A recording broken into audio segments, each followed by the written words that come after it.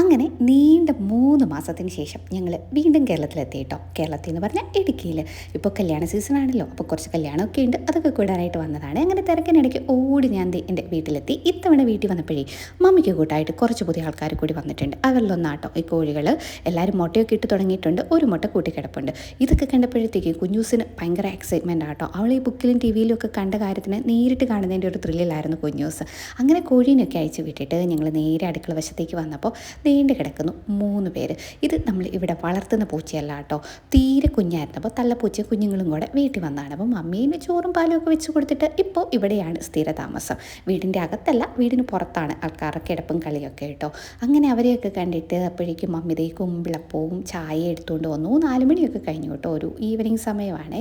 ഇത് തളിരലി ആയതുകൊണ്ടാണ് കേട്ടോ ഇതിങ്ങനെ ഇരിക്കുന്നത്. ഇടുക്കി സ്പെഷ്യൽ പൂച്ചയപ്പം എന്ന് വേണമെങ്കിൽ പറയാം.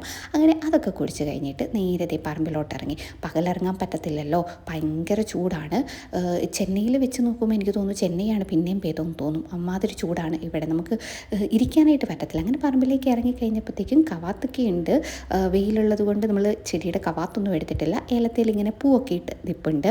അതിൻ്റെ ഇടയ്ക്ക് ഇതേ ഓരോ കപ്പിളവും പ്ലാവും ഒക്കെ കായ്ച്ച് ഇങ്ങനെ നിൽപ്പുണ്ട് കേട്ടോ. ഇതൊക്കെ ഇവിടെ വന്ന് കാണുമ്പോൾ ഒരു കുഞ്ഞ് ഗ്യാപ്പിനാണ് ചെന്നൈയിലേക്ക് പോകുന്നതെങ്കിൽ തിരിച്ച് വന്ന് കാണുമ്പോൾ ഒരു രസമാട്ടോ ഇതൊക്കെ ഇങ്ങനെ ഉണ്ടായി നിൽക്കുന്നത് കാണുമ്പോൾ. അങ്ങനെ നോക്കി നിന്നപ്പോഴാണ് ഇവിടെ ഒരു മരം നിറച്ചും പൂവിട്ട് നിൽപ്പുണ്ട്.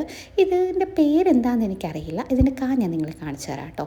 ഇതാണ് ഇതിൻ്റെ കായ. പേരറിയാവുന്നവരുണ്ടെങ്കിൽ ഒന്ന് കമൻറ്റ് ചെയ്യണം കേട്ടോ. അപ്പോൾ ബൈ.